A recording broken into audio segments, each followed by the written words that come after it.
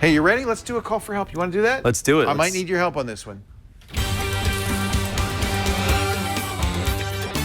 We go to Toronto, Canada. Harmon on the line. Hi, Harmon. Hey, how's it going? Welcome to the new Screensavers. What can we do for you today? Thank you. Thanks for taking my call. My pleasure.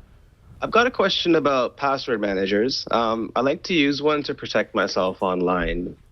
The only concern is if my password manager is hacked, all my accounts will potentially be compromised. So I was wondering if the benefits of using a password manager outweigh the risks, and which password manager you guys would recommend. Yeah, you're operating at the next level up, and I think it's a really good question. You know, out of the box, the first thing I want to say is everybody should be using a password manager. Agreed. Period. Agreed. Because no matter what, it's a better way to do it than Post-it notes, than using the same password on 20 sites, making easy to remember passwords that are also easy to crack. So you're on which one do you use, Harmon? I'm currently using LastPass. Okay. So I use LastPass. Steve Gibson has recommended LastPass.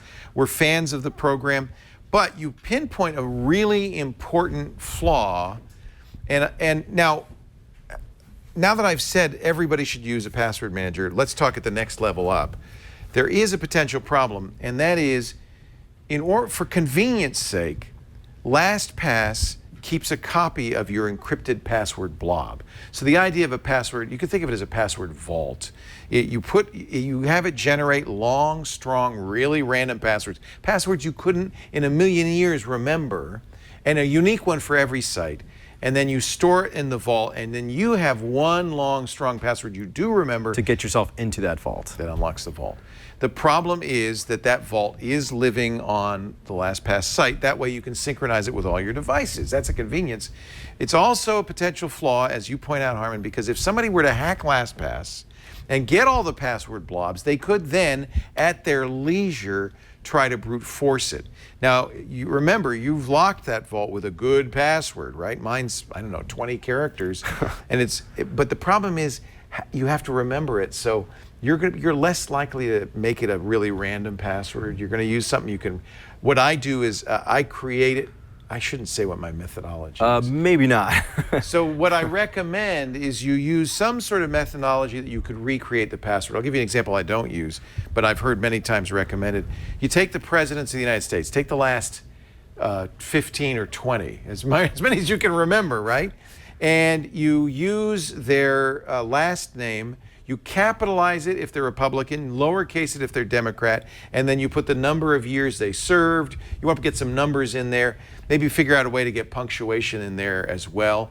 That's something you can recreate by going in your mind through the mnemonic so that you will remember that password. You could use, I also think it's a great idea to use the first letters of lines of a book. That was the best of times, it was the worst of times. That gives you an advantage because you can capitalize the beginning of the sentence, you can use punctuation. But remember, that also is a vulnerability. So now you have a password as good as it is, that's a little bit easier to brute force, and a bad guy who has all the time in the world to brute force it.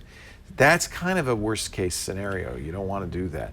So if that bothers you, I personally am comfortable with it because I feel like my password's good. I feel like also LastPass's track record is very good. They haven't been breached.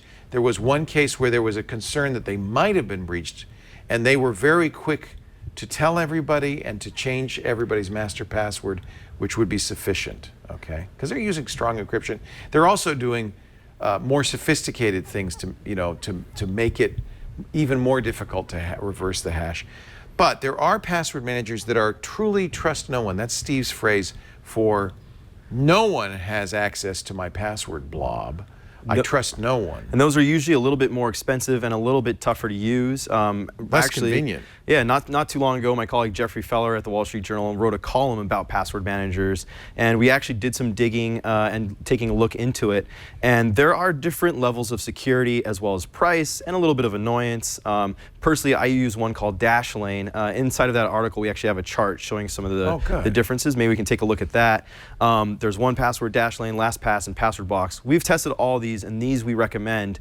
Things to look out for are options that use biometric sensors. So LastPass, for example, can actually use your fingerprint as an extra layer of security. You always want to turn on two-factor. Exactly. So even then, if they got the blob, they would also have to get your phone or get your fingerprint or some other way to get it unlocked. Yeah. Exactly. That's So taking a look at those sorts of things, Yeah. it's for that extra layer of security. I mean, it just makes it that much tougher. If someone did find your password, they still wouldn't be able to have necessarily your thumbprint. So I'll give you a couple of password managers that don't store the blob for you. So the reason that's less convenient is that it's on you. Yes. You may even be less secure than say LastPass, right? You may be opening a hole, but 1Password will allow you to store the blob on a single machine or Dropbox if you want, and then access it from the other machines. You can even, and I think this is probably the most secure, keep it at home locally and synchronize via Wi-Fi whenever your device gets in the same room as your LastPass. So, your 1Password. So 1Password does have that kind of, it's an option and you have to turn it on, you have to, and then it's on you, right? Then you have to keep your things secure. Exactly. There's also an open source program called KeePass, KeePass. It's free. It also, it doesn't have any central server. It can't. There's nobody owns it. It's an open source project. So you're responsible for keeping your blob somewhere and for synchronizing it. A lot of security gurus and hardcore open sourcers prefer this KeePass. I don't find it as convenient because for mobile devices, for instance, it's not as easy to use. It's definitely not as user-friendly. Not as user-friendly, but in all likelihood more secure. I consider LastPass secure enough, and that's what I use. What do you use? I use Dashlane. Also very nice. So those are some good choices. But you ask exactly the right question, Harman. Does that answer your questions?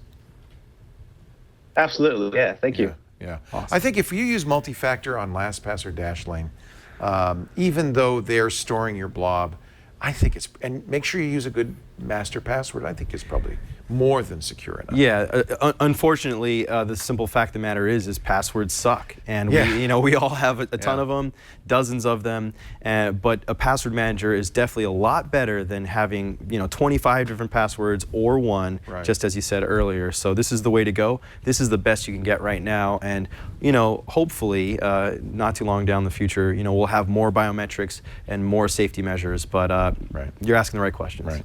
Thanks, Harman. Thank you. Take care.